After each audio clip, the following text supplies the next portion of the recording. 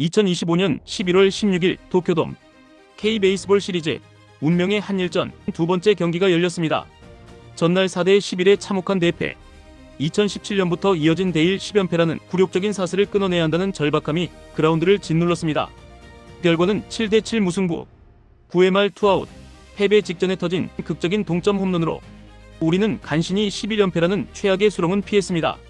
하지만 이 무승부를 두고 우리는 과연 웃을 수 있을까요? 언론은 이 시리즈를 굴욕적 자멸이라 평했습니다.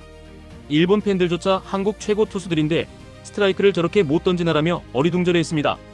이틀간 쏟아낸 4사구 23개, 일본이 12개에 그친 것과 비교하면 처참한 수치입니다. 오늘 우리는 11월 16일 희망과 절망이 교차했던 그날의 그라운드를 다시 밟아보며 굴욕 속에 피어난 작은 희망의 불씨를 추적합니다.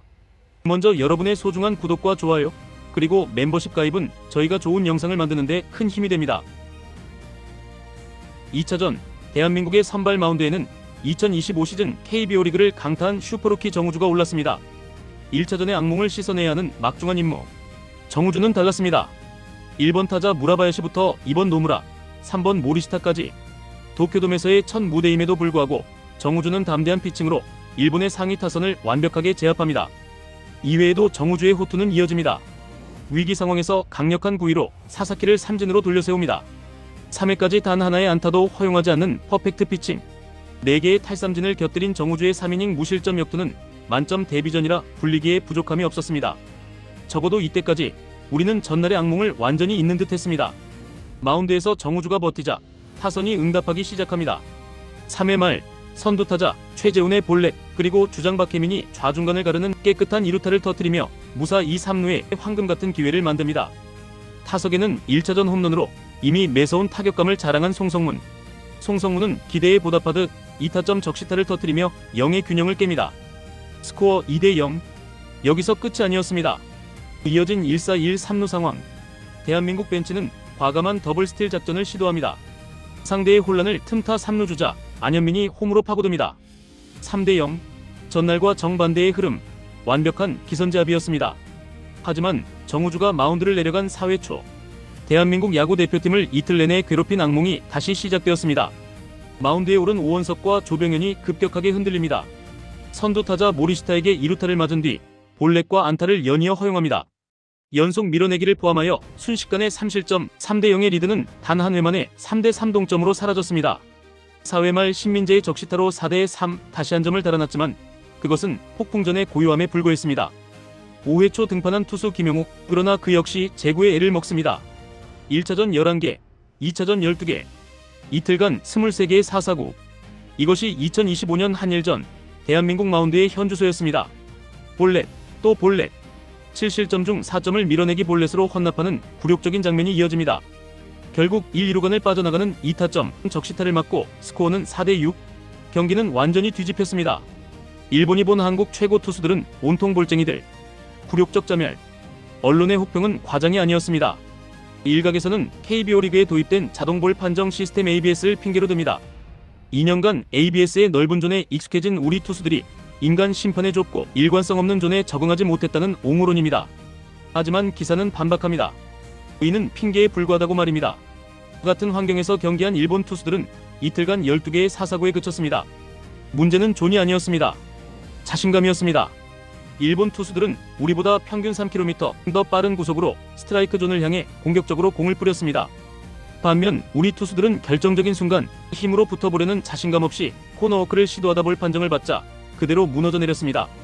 카운트에 몰려 한가운데를 요구해도 공이 스트라이크 존을 벗어나는 투수들, 공 반개가 아닌 공 한 개를 조절하지 못해 무너지는 모습은 리그를 대표하는 투수들이라고 믿기 힘든 장면이었습니다. 이 칠흑 같은 절망 속에서 단 2명의 투수는 빛났습니다. 선발 정우주, 그리고 6회 마운드에 오른 세이브왕 박영현이었습니다. 박영현은 자신의 최고 구위가 아니었음에도 불구하고 2이닝 동안 단 한 명의 출루도 허용하지 않는 완벽한 투구를 선보였습니다. 그의 피칭은 어떻게 던져야 하는가에 대한 명확한 해답이었습니다. 공격적으로, 그리고 자신있게. 그리고 마운드가 무너지는 와중에도 굴욕을 희망으로 바꾸려던 이들이 있었습니다. 바로 야수진입니다. 5대 7로 뒤진 8회 말, 이틀간 일본 야구의 심장, 도쿄돔을 뒤흔든 남자가 타석에 들어섭니다. 바로 안현민입니다. 안현민의 방망이가 힘차게 돌아갑니다. 타구는 좌측 담장을 훌쩍 넘어갑니다. 이틀 연속 터진 솔로 홈런, 1차전 129m의 선제 2점 홈런에 이은 1점 차로 추격하는 귀중한 아치였습니다. 이번 평가전의 가장 큰 성과는 안현민을 발견한 것이라는 류지현 감독의 말처럼 안현민은 자신의 존재감을 확실히 각인시켰습니다.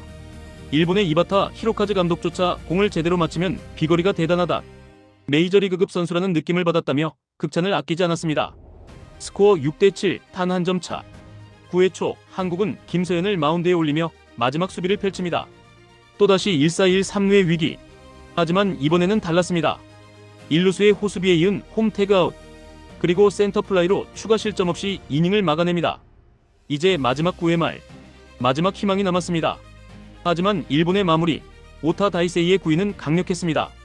원아웃, 투아웃, 순식간에 아웃카운트 2개가 올라갑니다. 패색이 짙어진 9회 말 투아웃, 이대로 11연패의 수렁에 빠지는 듯 했습니다. 그때였습니다. 타석에 들어선 김주원, 초구 2구 3구, 볼카운트 1 스트라이크 2볼, 그리고 4구째 오타 다이세이의 실투가 가운데로 몰렸습니다. 김주원이 이 공을 놓치지 않았습니다. 엄청난 타구, 센터 쪽 담장 넘어갑니다. 김주원의 극적인 동점 솔로 홈런, 7대7 동점. 패배 직전에 대한민국을 구원하는 김주원 야구 인생 최고의 순간이었습니다.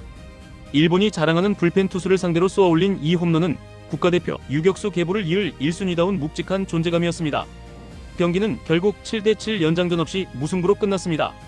10연패 사슬을 끊어낸 것도 11연패를 막은 것도 아닌 1무 10패라는 어색한 기록만 남았습니다. 우리는 이 경기를 어떻게 기억해야 할까요? 정우주와 박영현의 가능성, 안현민의 발견, 송성문의 해결사 본능, 그리고 김주원의 극적인 동점포. 타선은 이틀간 11점을 뽑아내며 일본의 1군 정상급 투수들을 상대로도 밀리지 않는다는 희망을 보여주었습니다. 하지만 평균 연령 22.1세의 젊은 투수진이 보여준 제구력 불안과 중압감이라는 치명적인 과제는 그대로 남았습니다. 류지현 감독이 베테랑 선수들의 필요성을 다시 확인했다고 인정한 것처럼 WBC 본선까지 이 문제를 해결하지 못한다면 호주와 대만을 상대로도 예선 탈락의 아픔을 반복할지 모릅니다. 이제 공은 KBO와 전력강화위원회로 넘어갔습니다. 내년 1월 미국 사이판에서 시작될 소집 훈련, 그리고 새롭게 꾸려질 대표팀 명단. 이번 평가전 영상에서 드러난 경험의 가치와 젊은 패기에 제어하는 두 마리 토끼를 어떻게 잡을 것인지 뼈아픈 분석과 철저한 준비가 그 어느 때보다 절실한 시점입니다. 우물안 개구리라는 오명. 천정부지의 KBO 리그 인기에 취해 있던 우리에게 이번 K베이스볼 시리즈는 차가운 현실을 다시 한번 일깨워 주었습니다. 굴욕 속에서 희망을 찾고 희망 속에서 과제를 확인한 2연전. 지금 이 버거운 발버둥이 언젠가 단단한 알을 깨는 힘이 되기를 바라며, 대한민국 야구의 시계는 내년 3월 WBC를 향해 다시 움직이기 시작합니다. 스포츠 버라이어티였습니다.